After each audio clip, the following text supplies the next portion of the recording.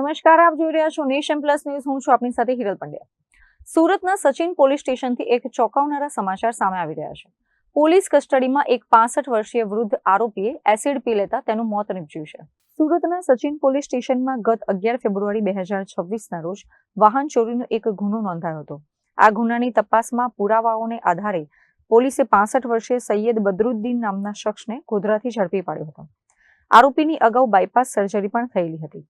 Sachin police દ્વારા તેની કડક પૂછપરછ કરવામાં આવી હતી. પૂછપરછ દરમિયાન આરોપીએ કુદરતી હાજત જવાનું કહીને ડી સ્ટાફની કેબિનમાં પ્રવેશ કર્યો અને ત્યાં પડેલું ટોયલેટ ક્લીનર એસિડ ગટગટાવી લીધું હતું. એસિડ પીધા બાદ આરોપીને પેટમાં અસહ્ય દુખાવો થતા તેને તાત્કાલિક સ્થાનિક અને ત્યારબાદ ખાનગી હોસ્પિટલમાં ખસેડાયો હતો. સ્થિતિ વધુ વણસતા તેને સુરત સિવિલ હોસ્પિટલમાં રેફર કરવામાં આવ્યો હતો, જ્યાં ટૂંકી સારવાર બાદ તેનું મોત નીપજ્યું હતું. આ ઘટનાને પગલે સુરત પોલીસના ઉચ્ચ અધિકારીઓ સિવિલ હોસ્પિટલ દોડી આવ્યા હતા. તારીખ 11/2/2026ના રોજ સચિન પોલીસ સ્ટેશનમાં એક 4 વ્હીલ વાહન ચોરી બાબતે એક અનડિટેક્ટ ગુનો દાખલ થયેલો હતો. આ ગુનાની તપાસ ચાલુ હતી અને તપાસ દરમિયાન કેટલાક પુરાવા એકત્રિત કરવામાં આવેલા હતા અને અમુક ચોક્કસ બાતમી મળેલી હતી. બાતમી આધારે આ જે ગુનામાં સંડોવાયેલ ઇસમ નામે સૈયદ બદરુદ્દીન મોયુદ્દીન જણાઈ આવતા અને એમની હકીકત મળતા સ્થાનિક પોલીસ સ્ટેશનની team Godhra B division police station વિસ્તારમાં ગયેલી હતી અને ત્યાં સ્થાનિક પોલીસની મદદ લઈ અને તપાસના કામે એમને અહીંયા સચિન પોલીસ સ્ટેશન લઈ આવેલા હતા. આ બાબતની જાણ એમને જે તે વખતે એમના સગા સંબંધીને પણ કરવામાં આવેલી હતી. તપાસના કામે અહીંયા પૂછપરછ ચાલુ હતી.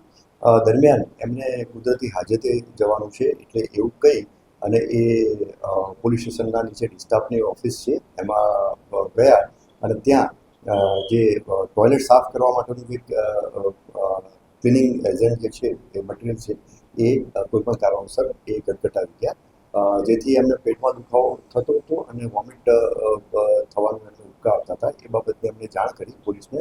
તાત્કાલિક સારવાર માટે એમને સચિન પોલીસ સ્ટેશનની હદમાં આવેલી નજીકની હોસ્પિટલ પ્રાઇવેટ હોસ્પિટલમાં લઈ ગયા. એના પછી એમની વધુ સારવાર માટે બીજી એક હોસ્પિટલ સમર્પણ હોસ્પિટલમાં લઈ ગયા અને એના પછી સ્પેશિયલ ટ્રીટમેન્ટ અને વધુ સારી સારવાર મળી રહે એના માટે એમને સિડ્સ હોસ્પિટલમાં ટ્રાન્સફર કરવામાં આવ્યા અને એમાં સારવાર દરમિયાન એમનું અવસાન થયેલું છે. જે અનુસંધાને કસ્ટોડિયલ ડેથ એટલે કે એડી સચિન પોલીસ સ્ટેશનમાં દાખલ કરવામાં આવેલી છે. હાલમાં સદર બનાવ બાબતે જે અકસ્માત મોત દાખલ થયેલું છે તપાસ ચાલુ છે. હાલમાં પીએમની કાર્યવાહી કરવાની તજવીજ પણ હાલમાં ચાલુ છે અને આ જે અવસાન જેનું થયેલું છે એમના વિરુદ્ધમાં અગાઉ પણ લગભગ 15 અલગ અલગ ગુનાઓ અલગ અલગ પોલીસ સ્ટેશનોમાં દાખલ થયેલા હતા, એટલે કે એમનો ગુનાહિત ભૂતકાળ પણ હતો. એટલે આ પણ તપાસ દરમિયાન આ બાબતની જાણકારી મળી છે. હાલમાં એમના સગા સંબંધીઓને બોલાવી લેવામાં આવેલા છે અને પીએમની અને કસ્ટોડિયલ ડેથ અનુસંધાને જે કે બી કાયદેસર કાર્યવાહી થતી હોય એ અત્યારે ચાલી રહી છે.